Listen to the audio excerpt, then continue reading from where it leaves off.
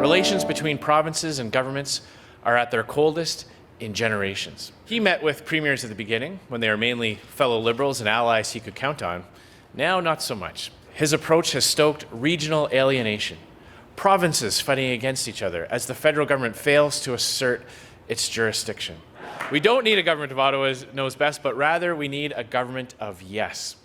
Yes to energy self-sufficiency. No concept better illustrates being a country of yes, or indeed my whole vision for how provinces can and should work together, than a national energy corridor. A coast-to-coast route dedicated to infrastructure that will move Quebec electricity west as much as it will move Alberta oil and gas east and west. I know it's a big idea, but so was Canada at one point in time. Conservative leader Andrew Scheer unveiled his plans for federal-provincial relations today in Edmonton. It was the fourth in a series of policy speeches he's laying out ahead of the next election. He pledged a national energy corridor, open federalism, and real free trade, quote-unquote, between the provinces. So what are the implications of those promises? It's time for the Premier's League. Christy Clark, Premier of BC from 2011 to 2017, joins us from Vancouver. And in Calgary, Alison Redford, Premier of Alberta from 2011 to 2014. And Brian Gallant led New Brunswick from 2014 to 2018. He's also the MLA for Shediac Bay, Dieppe. He joins us from Fredericton. Hi, everybody. Nice to see you. Hello. Hi, too. Ms. Clark, why don't I start with you? I want to start with actually get a sense from all three of you of the way in which Mr. Scheer has characterized the current state of the relationship between the feds and the provinces. He seems to really think that it's at a low point. Would you agree? Yes, I would. Every time you have a federal government that is heavily interventionist and heavy-handed, which is what these guys have for sure been, you get a lot of discord between the feds and the provinces. Now, to be fair to this current government, I do think that they are the most interventionist since his dad, no question about that. But it's not like Stephen Harper had a good relationship with premiers either. I think the last prime minister, the two prime ministers who stand out, who really did a good job of that, were Brian Mulroney and Jean Chrétien. It's a tough thing to do. But I think when you're walking around thinking you're not first among equals, but that you are the only one who has no equal, which is, I think, Justin Trudeau's modus operandi when it comes to premiers, you got a problem. What gives you that impression? Why do you think that? Well, I worked with them and worked with this federal government and then, of course, a previous federal government under Mr. Harper. Neither of them liked meeting with premiers. There's no question about it. But I think that Mr. Trudeau and his government have really taken the approach that everything is theirs to do because they are the senior level of government. And that just ignores the constitutional basis for our federation, which Mr. Scheer talked about, which is we have separate spheres of jurisdiction. Some of them are overlapping. Some of them are more overlapping than they should be because the feds have intruded in them. But we work when we respect those different spheres of jurisdiction and then try and work together cooperatively where they touch. That hasn't happened much under this current government. Ms. Redford, what do you think? Is this rock bottom for federal-provincial relationship? Well, I think there's lots of times in the history of Canada where we feel that we're told that we've hit rock bottom. I think it's the nature of the federal-provincial relationship. Some prime ministers are better at it than others. I agree with Christy that the last 10 years has not been a high watermark for federal-provincial relations. The work that Jean Charest did on the Council of the Federation, the idea of bringing premiers together to talk about federal issues, was very important work, and that's a very good tradition. I think that what was really good in this speech today, and we have to hope that it's something that the Conservatives will think about how they will implement, is if you're going to talk about bringing together stakeholders to build on an approach, whatever it might be, and there was a lot about energy in the speech today, there needs to be a fair amount of appreciation for how difficult it is. And, we've had through the Canadian Energy Strategy some of the ideas that he talked about today. We certainly know what has to be done. The challenge is, can it be done? And there is certainly a role for the federal government in doing that. And it's not a role where they tell provinces what to do. And it's not a role where they leave provinces and First Nations to figure it out for themselves. There's a balance in between. There's a way to do it. I don't think we've found it yet, but I hope that we do. How difficult, Mr. Gallant, is finding that balance or walking that balance? Well, let me start off by saying that I do think there's lots of tension at the moment. I think there's a lot of reasons for that. Christy and Alison did a good job of speaking to those issues. I would add that I believe there's a lot of premiers at the moment that are making a calculation that it's great politics for them to attack the current federal government, and they're probably right. Might go both ways as well. It might be good for the Prime Minister to be sort of defending his government, his policies, and his vision for the country. That I don't know. I suppose we'll see over the next few months. I actually thought Mr. Scheer's speech today was good. It was good politically. I think most Canadians would agree that we need to have open federalism. They always like to hear about the larger player giving more power to the smaller player. Most Canadians would want to hear about internal trade being something that we are moving forward. Although when the rubber hits the road and people start to talk about what they may have to see given up in their region, their industry, their economy, then it becomes a different story. But in a principled way, I think a lot of Canadians would agree with that.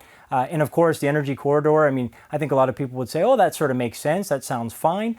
But obviously, without the details, it's really hard to see if Canadians would support that idea. I mean, where would it be? Who would decide where it would go? And of course, what type of energy is going to be going through that?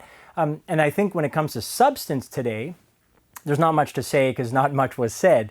But certainly politically, I would understand why Mr. Scheer and the Conservatives are taking that approach. We see them sort of doing high-level speeches over the last little while, trying to fill the void that has been left with sort of a lack of policy, which is fairly normal before an election. But certainly, I think you're going to see them continue this road to sort of high-level principles, not really getting into the nitty-gritty. National Energy Corridor, Ms. Clark, do you think it's possible? Is it feasible? I do. I think it's going to be really hard, and I think he's going to have to think about the country in separately. So because the issues of moving oil through Quebec, for example, aren't going to be as easy as saying to Quebec, gee, you can move your hydro to the west, and then we'll make it possible for you to. I mean, I just don't think Quebec works that way. I think an energy corridor through British Columbia is entirely possible because our government laid the ground for that with LNG. And, once LNG is really up and running and First Nations and communities are starting to see the benefit of that, I think they're going to want to see probably more energy go through that corridor. So I think that's certainly possible. The one thing on that, though, that I didn't understand, and I thought it was a good speech, by the way. I thought it was good directionally, and I thought it was the right direction for the country. But I think, his idea, which seemed to me to be to allow provinces a veto, is a really bad one.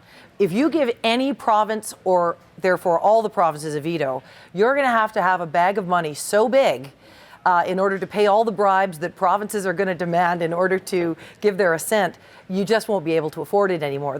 The federal government has to take the lead on an energy corridor, and that means no province gets, they have to work hard to get, to find social license. I know that for sure, but exactly. They can't give a veto. That just won't work. Ms. Redford, you wanted to jump in there? Well, I do, and I'm just nodding because I agree so much with Christy. We've lived this for 10 years, and it's a great idea. It's part of what we've talked about in terms of building the partnership. But there are different times in the history of this country where people have understood that we need to have give and take. It hasn't been on this subject that we've been able to find that, and I think that's troubling. I'm pleased that he's prepared to take on the challenge, but I'm not sure that simply saying that we need a corridor properly addresses what we've had to deal with historically over the last 10 years. We in Canada have not had, from my perspective, the right approach to bringing the right people to the table to talk about energy. The one good thing in the speech today, I think, is he connected a lot of those issues for the first time at a national level. He talked about pipeline, he talked about hydro, he talked about price on carbon, he talked about a corridor. So there's a place where we can talk about sustainable energy development where we understand that there are a lot of different parts. And I don't think that we've yet had federal leadership that can help us get there. He also talked about working with the private sector for very long time. That wasn't something that government thought that they needed to do. It's one of the reasons we ended up in the pipeline situation that we did. But now that we're moving forward in that direction, I hope that this speech is a signal that he's prepared to start to think about why this hasn't worked so far and what he needs to do differently. Mr. Gallant, final word to you. A lot of this obviously has to, I think the point that Ms. Clark was making was when Mr. Scheer referenced a veto to Quebec. Not a veto, I don't think he used that exact word, but he said that if one province was against it, it wouldn't go ahead, and he said it in French. Yeah, obviously people will sort of think that maybe that's a little hint to Quebec, and politically it probably was. But as Christy pointed out, I mean, if there's one province that's got a veto, there would be a pretty strong argument that everybody would, and obviously that would make things very difficult. And I think that's what is void in the substantive part of his speech with regards to the energy corridors. How would he get that done? Alison Christie worked very hard to start the conversation on a Canadian energy strategy. I was at the table as well when we finally signed one as premiers. Yes. And that was really hard. That was a lot of work. It was very difficult. Probably what was missing from it, there's no question, was the federal government. So one thing that I would argue from a policy substantive point of view is, if we're going to talk about an energy corridor, again, I think a lot of people would agree with that idea. As it was pointed out earlier, so we have to have an acknowledgement of how difficult that would be to have move forward. But also, I think we have to have a larger conversation about having a Canadian energy strategy with all levels of government, including the federal government being involved. And more importantly, frankly, I mean, how can we be speaking in today's day and age about energy development and not be presenting a robust climate change plan? I mean, That's right. Mr. That's speech Scheer number said 5. We'll have you guys back to talk about that. Yeah, well, I mean, Mr. Scheer said yet again it's coming. And look, I've been there. I mean, I think we've all been there. You can't release all your policies before a campaign. I get that. But then I don't think he has the license to go and talk about everything, but talk only about the price on carbon pollution. I mean, if he wants to talk about that politically, then he should be substantively putting something forward about how he would say that our country should fight climate change. Well, I have And to Vashi, I I think think Brian is absolutely right about that. And the other part, which we haven't talked a lot about today, but we cannot ever forget, is that the scene has changed so much in the last 5 or 6 years that we have to have First Nations at the table as a real group of partners on this issue. You do, and I would just add this too. As Westerners, when we talk about resources to market, we are talking about supporting healthcare and supporting equalization for provinces like Quebec and other parts of the country that need that help. I mean, these things, I do think, Alison's right, he did connect all those things together in a way that I think needed to be done today.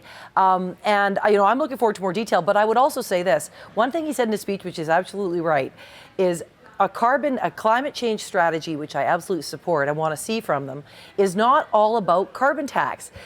The climate change strategy is so broad, and somehow this debate has just been narrowed down. Do you have a carbon tax or not, and how much is it? Well, it's a lot more complicated than that, and I saw some acknowledgement of that in his comments today, which I was pleased to see. We can all reconvene and talk about that when the climate policy is announced. Thank you very much to all three of you for your time this evening. Thanks so much to Christy Clark, Alison Redford, and Brian Gallant. Hi, I'm Vashi Capellos, host of Power in Politics. See more of our show by subscribing to the CBC News channel or click the link for another video. Thanks for watching.